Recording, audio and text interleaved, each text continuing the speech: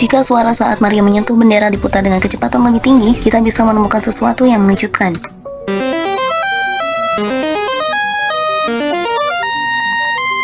Meski terdengar sangat familiar, Nintendo pada tahun 1985 memiliki kapasitas penyimpanan yang sangat kecil.